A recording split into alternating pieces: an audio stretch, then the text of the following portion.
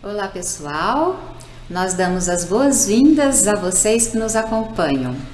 Nossa live de hoje abordará um tema muito interessante e atual, que é a voz e a comunicação na transição de gênero.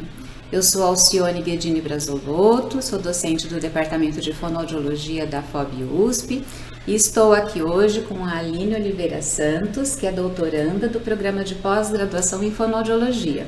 Boa tarde, Aline. Boa tarde, professora. Boa tarde vocês que nos acompanham. Obrigada mais uma vez pelo convite. Nós que agradecemos. E também temos a presença da Maíra Rodrigues, que é participante de um dos projetos aqui da FOB, voltados para mulheres trans, sobre a qual falaremos logo mais. Boa tarde, Maíra. Boa tarde, obrigada pelo convite e obrigada a todos vocês que estão nos assistindo. Muito bom. Sejam bem-vindas, Aline, Maíra, muito obrigada pela participação na nossa estreia do FOBcast. Vamos começar então com um resumo do que vamos ver hoje, neste dia especial do orgulho LGBTQIAPN+. Vamos falar sobre a comunicação e a transgeneridade. Nós sabemos que a voz humana é muito importante para todas as pessoas, é uma identidade, né, das pessoas. E imagine então, né, a importância da voz para as pessoas transgênero, para a transição de gênero. Então nós vamos abordar alguns assuntos relacionados a esse tema e também vamos falar sobre alguns projetos que nós desenvolvemos aqui na FOB USP. Esses projetos eles têm sido desenvolvidos desde 2020, né, nessa temática trans, e eu tenho o prazer de coordenar esses projetos e existe um grande time de professores, alunos, pessoas trans que participam deste projeto. Então é uma alegria muito grande estar aqui com vocês hoje para comentar sobre esses projetos. Confesso que eu tenho aprendido muito com esse grande time e aprendo muito com vocês todas. Para começar, vamos esclarecer para quem nos assiste o que é incongruência de gênero. Pode ser, Aline? Pode sim. Bom, eu acho que para poder explicar o que é incongruência, a gente tem que voltar um pouquinho para melhor definir outros conceitos. A começar pelo sexo biológico. Sexo biológico tem a ver com característica física nossa, então por determinação dos genes, a gente tem lá, principalmente pela presença, né, a configuração da genitália, desde antes da gente nascer, quando a gente faz exame de ultrassom, por exemplo, já é possível saber se vai esperar um menino ou uma menina, isso é sexo biológico. Ou intersexo, né, quando existe uma definição entre esses dois polos. Um outro conceito é em relação ao gênero. Gênero é uma construção social, então as características de comportamento, de vestimentas, de profissões que são de um gênero ou de outro, né, masculina ou feminina, é uma construção que a sociedade faz arbitrariamente, é definida algumas coisas, né, são definidas algumas coisas. Mas a identidade de gênero já está relacionada a como a gente se enxerga. Se a gente se enxerga nesse gênero feminino, se a gente se identifica nesse gênero feminino ou masculino, por exemplo. Isso não tem a ver com a orientação sexual, por exemplo, que já é por quem eu me atraio. Quem é a outra pessoa por quem eu me atraio afetivamente, sexualmente. E aí a gente tem algumas definições, né? Heterossexual ou homossexual, bi, pan ou assexual, mas isso é orientação. Dentro dessa identidade de gênero, que é a maneira como a gente se identifica, essa identidade ela pode estar alinhada ao sexo biológico, e aí a gente tem as pessoas cisgênero, ou quando não tem esse alinhamento, existe a incongruência de gênero. Muito bom, muito que obrigada. É a disforia, né? Isso. A disforia é essa sensação de algum desconforto, né? De algum sofrimento pela imagem, pelo o corpo que não é congruente com a maneira como você se identifica. Tá certo. Então são muitos conceitos, né? Conceitos novos que muitas vezes as pessoas têm dificuldade de acompanhar, né? Quem não está muito acostumado em ler esses assuntos. Então, para as pessoas que estão nos assistindo, Maíra, você poderia complementar explicando um pouco mais o que é a mulher trans, o que é o homem trans? É o que a Aline falou, né? A mulher trans, ela biologicamente nasce, né, com características masculinas, mas a mente dela, o pensamento, a identificação com o gênero feminino. Já o homem trans é o contrário. Então nasce biologicamente como uma menina, mas toda a construção de identidade é em torno do masculino. Então ela se identifica com o gênero masculino. Isso mesmo, é bom nós reforçarmos, né? Porque às vezes as pessoas confundem, né? Então é exatamente dessa forma que você falou. Muito bem. E é comum as pessoas trans procurarem alinhar a sua aparência física com a sua identidade, Aline? Sim, é comum. É comum porque justamente essa disforia, esse desconforto, né, entre a identidade e a aparência física, as pessoas trans busquem por alguns procedimentos para ter melhor conforto, melhor congruência entre a imagem e a identidade. E a mais comum acaba sendo a hormonização. Sim. Certo. Vocês podem comentar sobre a hormonização, complementar esse processo de transição, como ele acontece? Assim, antigamente não se tinha um acompanhamento. Então as pessoas faziam a hormonização de uma coisa bem underground, uma coisa bem à margem, né? Então buscava informação na internet, procurava fazer uma coisa mais por conta. Hoje, com os ambulatórios trans, né, a gente tem essa facilidade de procurar profissionais que possam nos atender e dar a orientação correta. Porque se você começa a tomar hormônio sem orientação, na quantidade errada, porque o que acontece, pelo menos o que eu vejo com algumas pessoas trans ou comigo mesmo anteriormente, a gente tem uma pressa de que mude a nossa aparência. Então, esse é o perigo da hormonização sem orientação. Por quê? Porque a pessoa começa a fazer por conta e a gente sabe como é perigoso estar fazendo essa automedicação. E os efeitos podem ser bem danosos para o organismo. Certo. Muito importante esse acompanhamento, sem dúvida. E ainda bem que hoje tem, né, mais serviços que fazem esse tipo de atendimento de uma forma correta, segura, né, e adequada. Muito bom. Uma coisa que acontece é que às vezes a pessoa tem a ilusão de que ela vai mudar rapidamente. E que o hormônio vai mudar tudo. Vai mudar, inclusive, a estrutura vocal. E que a voz da pessoa, vai afinar. E não é por aí. Isso mesmo, muito bom. E aí, Aline, nesse caso? Se a hormonização, ela ajuda em uma série de aspectos, mas na voz não tanto, como fica então o papel da fonoaudiologia, né? Pensando nisso, eu sei que você, né, fez uma proposta de uma abordagem sistemática de treinamento vocal aqui na FOB, que você tem desenvolvido como sua tese de doutorado, para mostrar evidências científicas dessa abordagem, não é? E nós sabemos que existe sim uma contribuição muito grande da fonoaudiologia, mas é importante sistematizar esses atendimentos, é o que você está fazendo. Você pode explicar a proposta do seu projeto, como que é o seu atendimento aqui na Clínica de Fonoaudiologia da FOB? Claro. Eu vou voltar só um pouquinho, pode ser? Para a gente falar da hormonização, para entender por que nas mulheres trans acontece de uma forma e nos homens trans de outra. Quando é feita a hormonização, é feito o uso de hormônios. Então, no caso das mulheres, o uso de estrogênio e de bloqueadores, né, de testosterona. E no caso dos meninos trans, o uso da testosterona.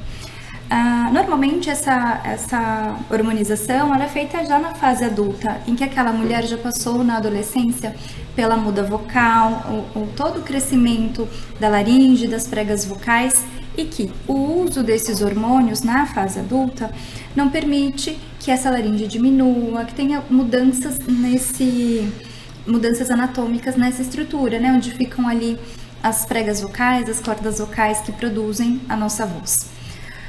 Quando a gente pensa nos homens trans, existe uma mudança um aumento de massa ali das pregas vocais que dão a percepção mais grave da voz, fica uma voz mais grossa. Mas em qualquer dessas situações, mas principalmente das mulheres, já que essa mudança ela praticamente não ocorre, é que a gente pode então com a fonoterapia executar exercícios que vão num primeiro momento, né, numa primeira fase ou numa etapa desse treinamento, pensar em deixar a voz um pouco mais aguda e também trabalhar com outros aspectos de comunicação que estão relacionadas à entonação, à articulação, outros parâmetros de voz, de comunicação que nos ajudam a perceber se aquela pessoa que está falando é um homem ou uma mulher. E o meu doutorado, ele tem esse desenho, né, de atendimento de 2 meses, são 16 sessões a proposta, para a gente encontrar esses resultados na voz mais feminina, no caso das meninas trans. Muito bem. Esse é um diferencial do trabalho fonoaudiológico, não é? Muito bem colocado. A comunicação, ela envolve muitos aspectos, né, como você falou.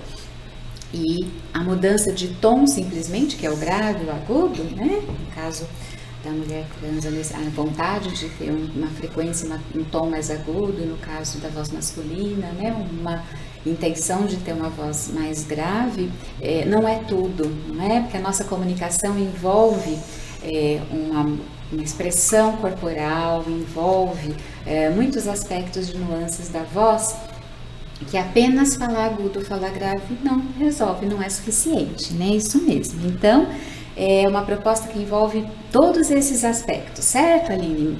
Também o grave agudo, mas outros aspectos, não é? Muito bem, ótimo. E a Maíra é uma das participantes aqui, né, atendidas no seu projeto, não é, Aline? E Maíra, conta um pouco pra gente como foi a sua experiência, como você considerava a sua voz antes e agora, o que te levou a procurar, né, um aperfeiçoamento vocal. Conta a sua experiência pra gente. Assim, a minha voz, ela sempre foi uma voz neutra. Eu considerava neutra. E daí eu vi a proposta, né, que saiu no grupo do ambulatório, que ia ter essa pesquisa. Eu falei assim, eu acho que eu vou participar, porque claro que a gente também não vai esperar milagre, que não vai mudar a estrutura. Mas eu falei assim, o meu grande problema é que eu achava que eu falava baixo e rápido, para me livrar logo do assunto e para não surgir uma dúvida. Será que, né, essa pessoa que está falando, será que é homem, será que é mulher? Né? Então eu tinha essa preocupação. Mas se surgisse alguma situação que eu precisasse falar um pouco mais alto, como é que iria sair minha voz? Se eu precisasse gritar ou chamar. Então eu ficava preocupada com isso. E desde o começo foi mostrada a proposta da pesquisa, claro, colocando bem a que ponto que poderia chegar, mas não criando falsas expectativas. Né? Mas os exercícios foram muito importantes, porque assim, teve uma melhora significativa. Eu até lembro de um dia que ela passou uma gravação, ela falou assim, ouve só isso. Eu falei assim, nossa, quem que é? Eu falei assim, você. É você no começo do nosso projeto. Então assim, eu comecei a perceber que tem algumas características que a gente pode melhorar. E eu fui observando nas minhas amigas cis, o que eu podia estar melhorando e colocando isso no meu repertório. Né? Então melhorou muito. E agora que eu estou numa ocupação em que eu uso muito mais a voz, atender o telefone, atender o público, isso realmente fez toda a diferença. Que maravilha, que bom. Parabéns para as duas. Sua voz está maravilhosa, muito bem. Obrigada. Então, pelo que vocês falaram, né, nós tivemos o exemplo da Maíra, então, que conseguiu atingir essa voz com características femininas, e no caso contrário, né, Aline, ou Maíra, né, as duas, né, pelo que vocês estão falando, os homens trans, eles teriam mais dificuldade eles têm mais facilidade para atingir a voz grave, né, em função da testosterona, mas no caso da voz, ela agrava muito, é isso? Isso é suficiente? Qual que é a experiência de vocês? Quer falar? Você conhece homens trans, assim, com essa vivência, que compartilharam isso com você? Não. Existem duas frentes, assim. Quando a gente procura os artigos científicos sobre o tema, a maioria, principalmente dos um pouco mais antigos, né? Porque, querendo ou não, é uma temática um pouco recente. Mencionam muito a voz sendo um desafio para as mulheres trans, mas não tanto para os homens por conta disso. Porque o hormônio, a testosterona, agrava a voz e aí, então, aparentemente, não tem nenhum problema, não tem nenhum desconforto. Mas, principalmente, os estudos mais recentes e a experiência, né, os contatos que a gente vai recebendo dos meninos, existe sim uma queixa, porque, a testosterona, ela agrava a voz, fica um pouco mais grossa, mas todos aqueles outros parâmetros que a gente mencionou em relação à entonação, até a intensidade da voz, né? Então, conseguir falar mais alto acaba sendo um desafio.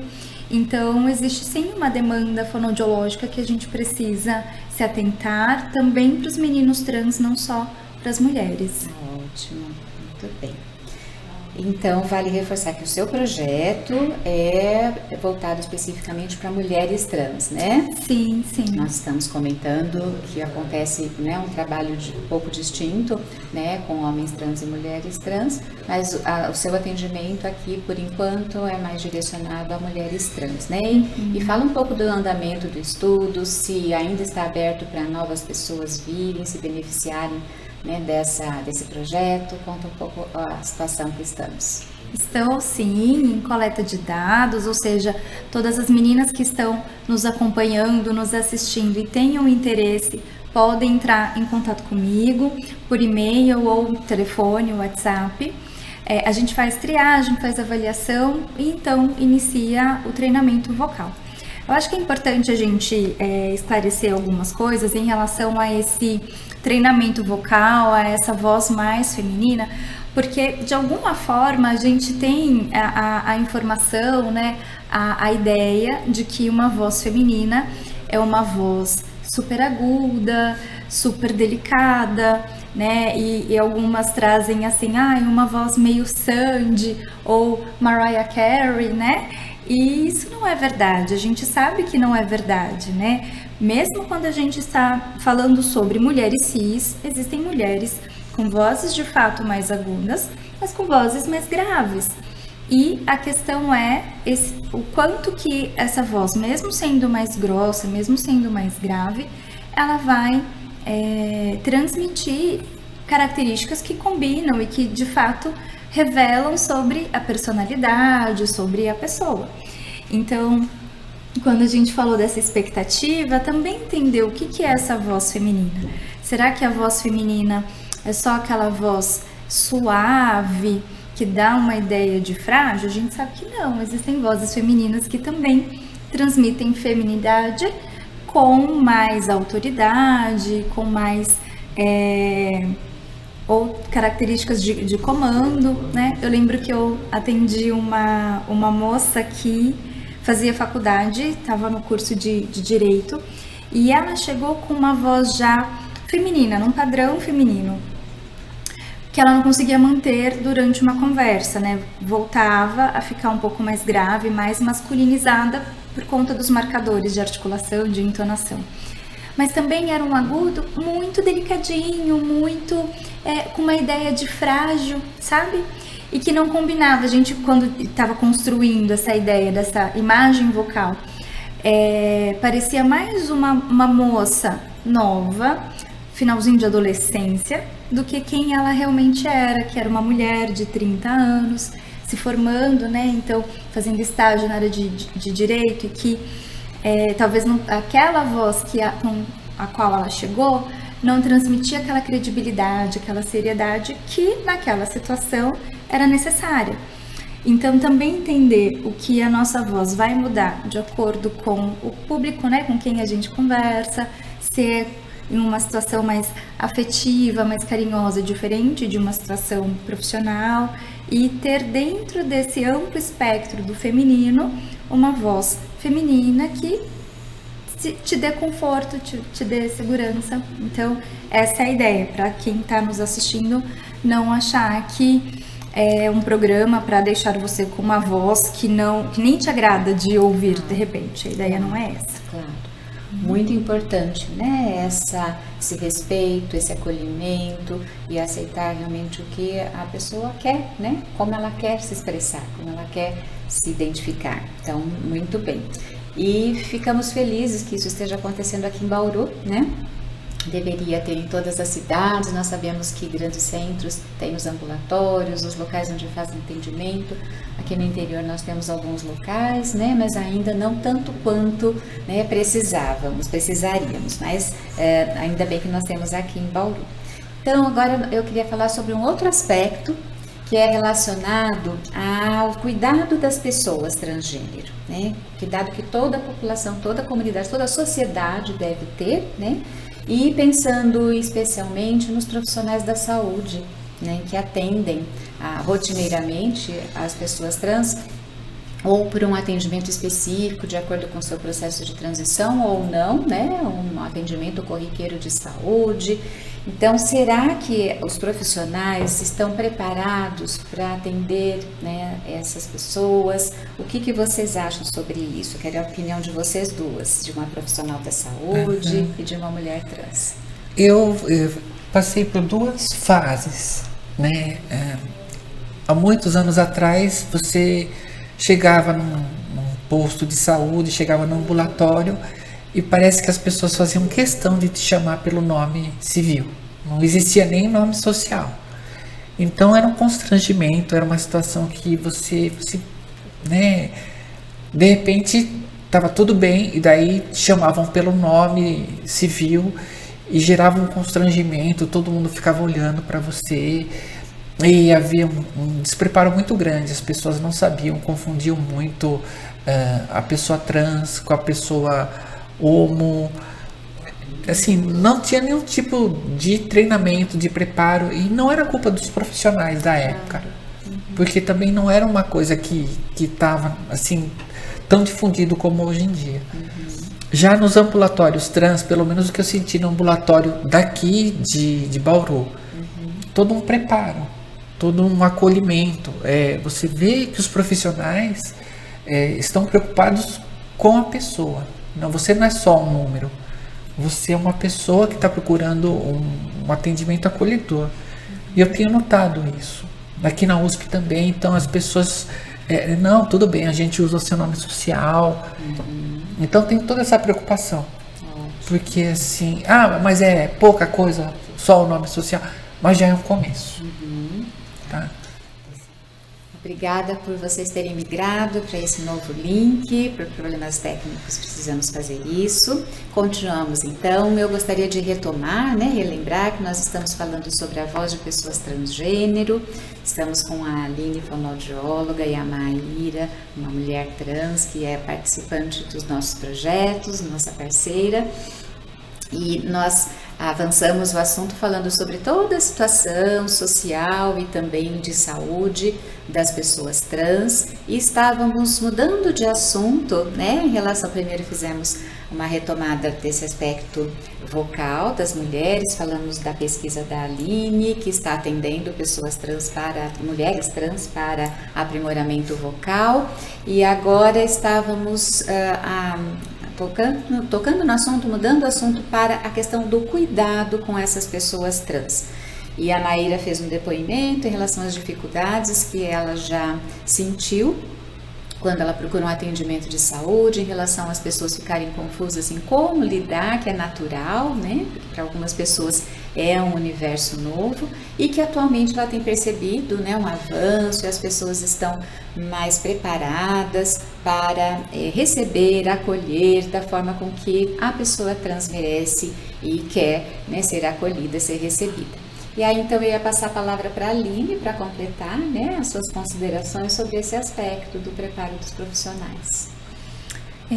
Enquanto eu estava fazendo o levantamento bibliográfico para a elaboração, a escrita do projeto do doutorado, eu percebi que algumas informações não eram claras e alguns estudos mostravam o quanto que não só o fonoaudiólogo, mas também o fonoaudiólogo, mas de uma forma geral, muitos profissionais da área da saúde não conheciam muito sobre o tema. Então, ouvem falar das pessoas LGBT, mas não sabem muito bem quem é a mulher trans, o homem trans, o seu trabalho, a sua profissão pode fazer para essas pessoas.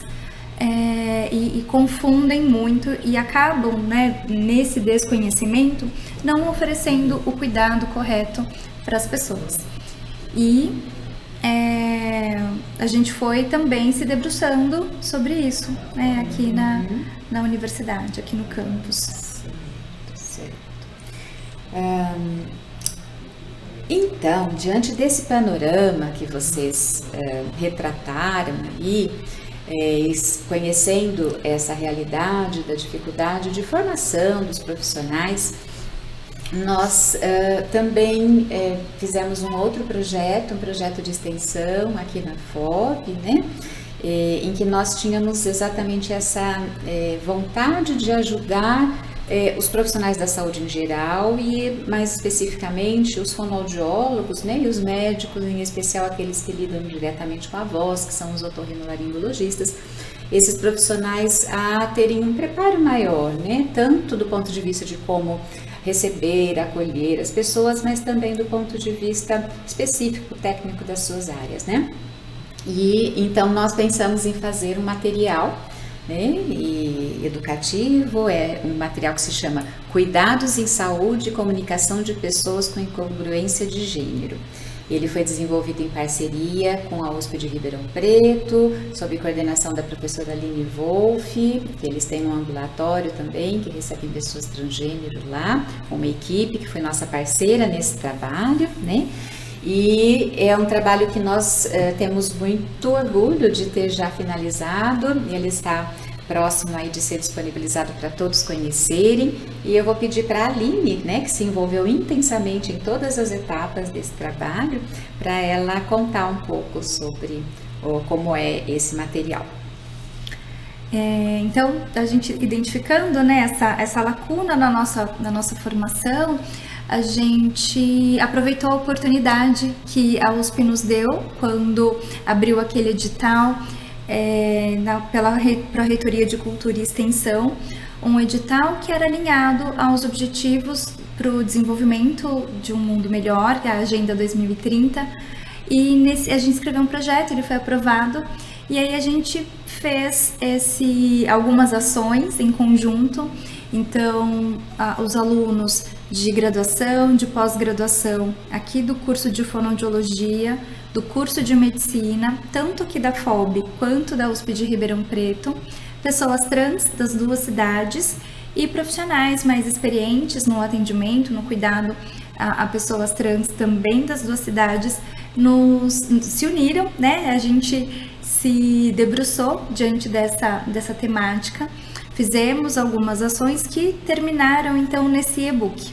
Esse e-book é um material disponível em dois formatos, um formato online, interativo, bem gostoso ali de interagir, e um formato offline para poder ler, né, um PDF para fazer a leitura, e com informações divididas em 3 capítulos, né? No primeiro capítulo a gente oferece uma base de informações relacionadas à sexualidade humana, então aquilo que eu mencionei no comecinho, do que é orientação, do que é identidade de gênero, passabilidade, disforia, entre tantos outros termos que para muitos de nós é novo. Depois a gente fala sobre as políticas nacionais no SUS que são oferecidas para a população LGBTQIAP+. E no último capítulo a gente é mais focado no atendimento relacionado à área de voz e comunicação. Então, todo o conteúdo voltado para os fonoaudiólogos e para os otorrinos, pensando nas técnicas de atendimento, de treinamento vocal, de cirurgias estéticas também que são realizadas pelos otorrinos. Tudo isso está contemplado nesse material novo. muito rico, né? Cheio de ilustrações, de uma linguagem bastante acessível, né? A parte específica, técnica, mais aprofundada, mas também com conceitos básicos, né? Que sabemos que todos precisam dominar. Então, será que a gente pode dar um spoiler de algumas imagens desse material, Aline? Ai, por favor. Vamos lá, então eu vou pedir ajuda para que vocês possam colocar essas imagens. Estão vendo as imagens? Sim. Ótimo. Então vocês podem ver aqui a capa, né, o e-book. Então, como a Aline falou, tem um e-book em PDF que as pessoas podem baixar, né, produzir, apresentar para as pessoas que vocês quiserem, e também tem esse interativo, né? Então esse exemplo aqui, ele às vezes é do e-book, às vezes é do interativo, mas é o mesmo conteúdo, né? Com a diferença de que no interativo, como a Aline falou, tem áudios, tem vídeos, então vamos passar algumas imagens. A Aline, que se quiser comentar alguma coisa, então esse é um exemplo do capítulo 1, né, que você comentou. Sobre os conceitos, né? Isso, sobre a sexualidade humana. Aí nós temos aqui, no interativo, nós temos esta imagem, né, ilustrada, é um vídeo animado em que tem um depoimento, uma explicação de personagens que representam, algumas pessoas transgênero, algumas pessoas que explicam sua expressão de gênero. E quando nós temos o PDF, no lugar de ter o áudio, a voz daquela pessoa, a gente tem um balãozinho com a legenda aqui, com todo o conteúdo que essa pessoa está falando. E a fala, acho que vale a pena a gente reforçar, que foi feita pelas pessoas trans que trabalharam conosco, né? Então, os 3 personagens que estão aí são pessoas trans que gravaram, cederam suas vozes pra gente. Isso, nós somos muito gratas. Na verdade, a participação das pessoas trans ao longo desse trabalho foi importantíssima, desde a escolha dos assuntos, né? A definição de como, o que era necessário abordar, e até nesse momento de narrar as vozes dos personagens aqui foi primordial, né? Então nós temos aqui explicações detalhadas, né, sobre os termos, né, a sigla, o LGBTQIAPN+, que muitas pessoas ficam perdidas. Então aqui tem uma explicação detalhada. Então lá no interativo, em cada um desses itens, você clica, você tem uma explicação, uma definição. Lá no PDF já vem em sequência essas explicações. Então aí nós temos vários aspectos, inclusive da Política Nacional de Saúde Integral, dos LGBTs.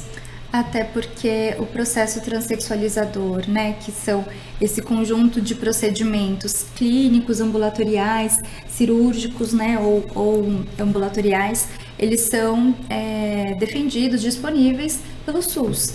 Então, profissionais que estão nas pontas, nos serviços públicos de saúde, podem receber, e provavelmente já receberam a qualquer momento, pessoas trans. Então é importante entender e se direcionar e acolher corretamente, inclusivamente, a todas as pessoas. Isso mesmo. Então aqui é um exemplo, né, do conteúdo da atuação da fonoaudiologia, das intervenções fonoaudiológicas, em homens trans também. E aqui nós temos no material interativo 2 vídeos de 2 profissionais bastante experientes no assunto, Dr. Guilherme Catani, otorrinolaringologista, e uma xará minha, Alcione Campioto, dando seus relatos da experiência que eles têm com esse trabalho. E uma série de orientações, né, para esses profissionais saberem então como atuar, com uma série de links para outros conteúdos, uma pesquisa direcionada. Então é um material bastante completo, é um material que nós fizemos com bastante carinho e que nós esperamos que alcance o maior número de profissionais, de alunos em formação, para que cada vez nós tenhamos, né, um atendimento mais direcionado, de uma forma acolhedora a todas as pessoas, certo? E onde que vai estar disponível esse material? Então, esse material, ele vai ficar disponível, ainda não está aberto, mas ele vai ficar disponível na Agência de Bibliotecas e Coleções Digitais da USP, que é a ABCD. Então, as pessoas vão acessar, vão ter condições de baixar o seu PDF e fazer, né, a distribuição, consulta nos seus smartphones, nos seus computadores, imprimir se necessário. Então, vai ficar um material bastante acessível, assim como o material interativo, que também estará acessível. Então, logo que nós tivermos essa definição, nós vamos divulgar, né, mais amplamente possível, para que todos possam realmente ter acesso aos materiais. Então, vamos retornar aqui. Eu gostaria de saber se vocês têm algumas dicas para passar para os profissionais e os alunos que nos assistem, né? Para contribuir ainda mais para eles já começarem a ter condutas que possam facilitar aí esse atendimento ou aprimorar as condutas que já têm. Eu acho que uma coisa importante e que foi apresentado nesse projeto, pelo menos para mim, foi mostrar a realidade, não apresentar falsas expectativas e para criar uma frustração, porque muitas vezes a gente tem uma expectativa grande de, nossa, eu vou conseguir mudar em pouco tempo, minha voz já vai estar feminina. Então foi colocado, se você não fizer os exercícios, se você não se esforçar, tem as atividades, e eu acho muito importante o profissional deixar claro isso para a pessoa que for procurar o atendimento, que assim, é um serviço disponível, mas também a pessoa trans tem que se dedicar. Mesma coisa a academia. Ali ele falou, se você não for na academia, o seu bracinho vai atrofiar, seu bracinho... A mesma coisa com a voz. Então, eu particularmente faço os exercícios que ela passou todo dia, procuro gravar, ver como é que tá a minha voz. Às vezes eu mando um áudio para ela. Eu acho que isso é importante, né? Ter essa parceria, mas também a pessoa tá ciente de que ela tem que colaborar com o projeto, porque não existe fórmula mágica, né? É uma modificação, né, de comportamento, é a aquisição de um novo padrão, e isso tem um envolvimento da própria pessoa muito grande, né? Não é uma varinha mágica, não é um remedinho que toma e já faz toda a modificação. Né? É um processo complexo que envolve uma autoobservação do dia a dia, inclusive, e que a pessoa tem que estar realmente envolvida, como você se envolveu, né, Aline? Muito, muito, a Maíra se envolveu mesmo, e eu dizia, olha, pode mandar áudio, pode me mandar no WhatsApp, eu vou ouvir, não vou ouvir exatamente naquela hora que você mandar, mas eu vou ouvir, e realmente tinha uma sequência de áudios ali que ela mandava, era muito assídua, e não à toa, né, tem uma comunicação boa e uma voz boa, e que comunica o que ela quer no momento que quer, mesmo quando precisa ser num volume um pouquinho maior, né, Maíra, para chamar atenção em algum momento. Voltando para a sua questão, eu acho que existem dois pontos que são importantes de todo profissional da saúde ter claro em mente quando atender uma pessoa trans. Então, como a Maíra mencionou, o uso correto dos pronomes, do nome social é o básico, né? A gente precisa se sentir respeitado dentro do ambiente ali de atendimento. Ao mesmo tempo que o profissional precisa compreender que nem todas as demandas que a pessoa trans vão trazer durante o atendimento estão relacionadas à transição, à passabilidade, né? Às vezes ele vem para o fonoaudiólogo porque tem uma queixa outra de voz em relação a cansaço, rouquidão, né? Às vezes nem é sobre voz, não sei, zumbido.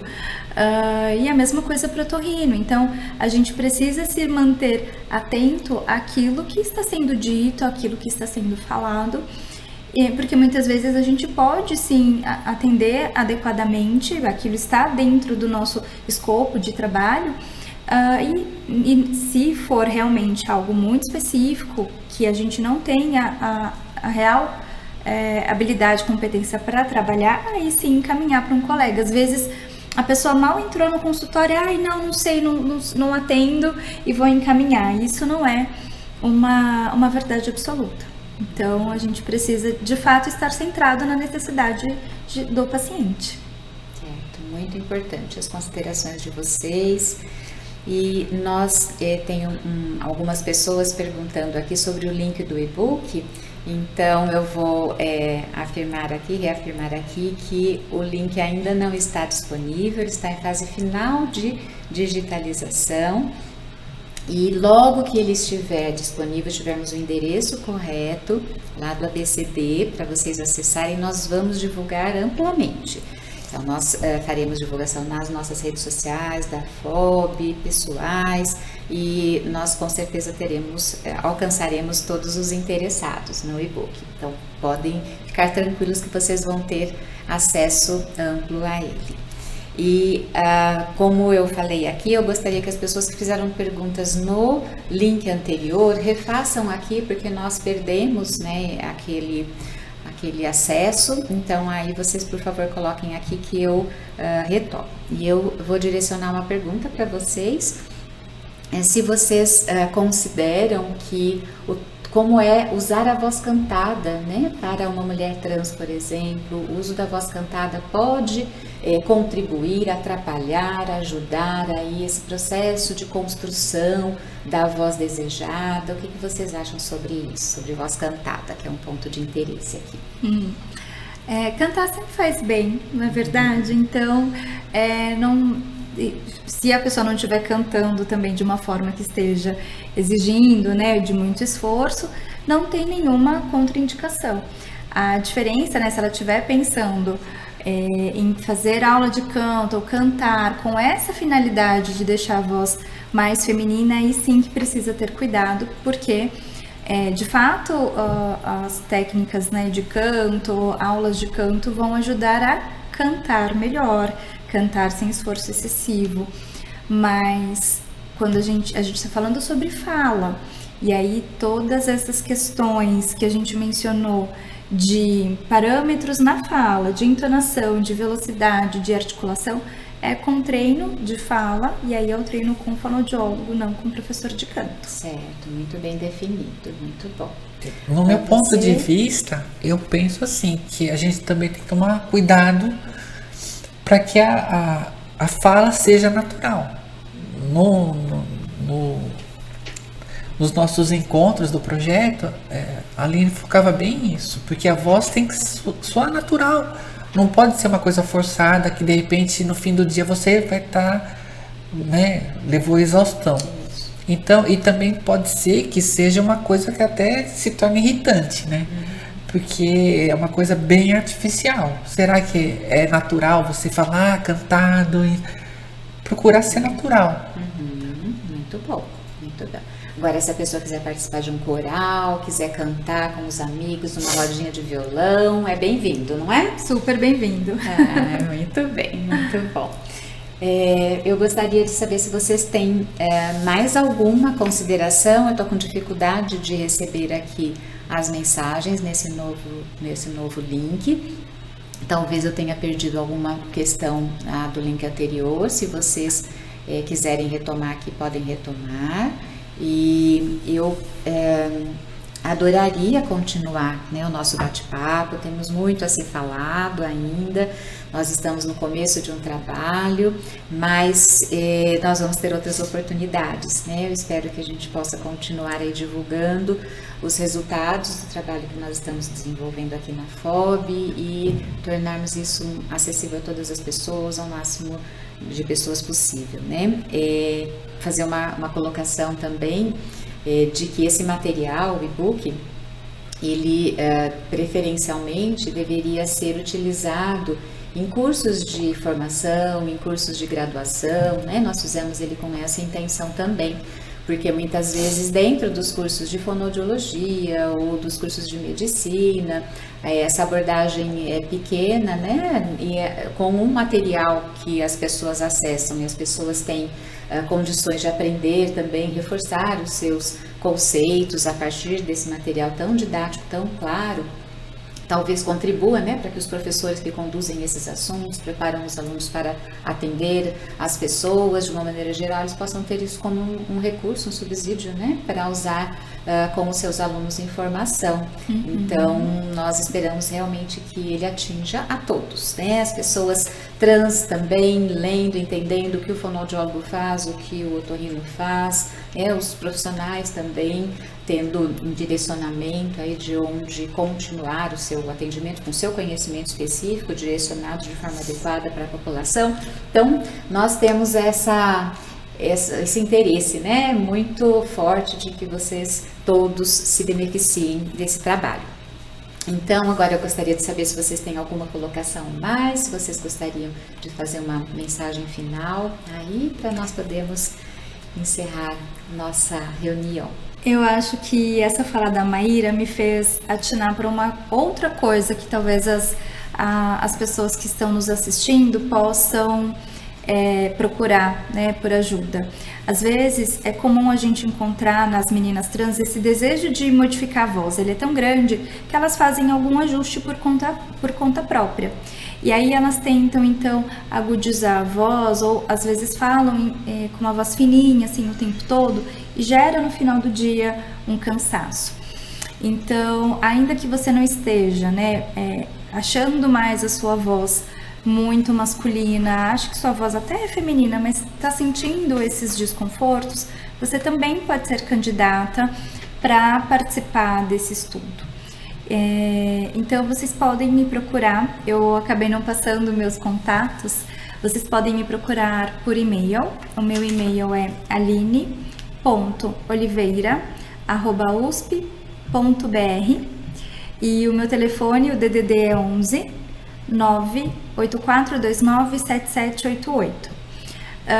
Estou disponível por esses dois canais de comunicação, para ao menos a gente fazer uma triagem, entender melhor aonde que eu posso ajudar, se eu realmente posso ajudar, e então participar da pesquisa, caso seja possível. E aí eu dou todos os detalhes em relação ao número de sessões, né? Acho que eu falei que são 16 sessões, e outras dúvidas que vocês de repente tenham. Repete o telefone, por favor, que eu vou colocar aqui no chat. É 11 98429 7788. Vocês têm aí o telefone da Aline e o e-mail? aline.oliveira@usp.br. Pronto, então vocês têm aqui o contato da Aline, caso tenham interesse, né, pelo projeto, em alguma participação, podem entrar em contato. E Maíra? Eu gostaria de agradecer o convite, né, para participar desse podcast, e eu acho importante a pessoa trans divulgar o conhecimento, divulgar projetos como esse e passar para os grupos, para os amigos, para as amigas, porque é só assim que a gente vai começar a ter essa participação mais ativa na sociedade e essa visibilidade que a gente tanto busca.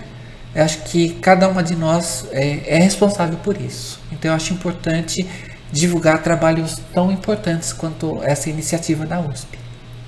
Muito bem, eu agradeço mais uma vez a presença e a colaboração de vocês. Foi um prazer, foram momentos muito gostosos mesmo ouvir vocês e saber que as pessoas também estão recebendo, né, essas informações de vocês.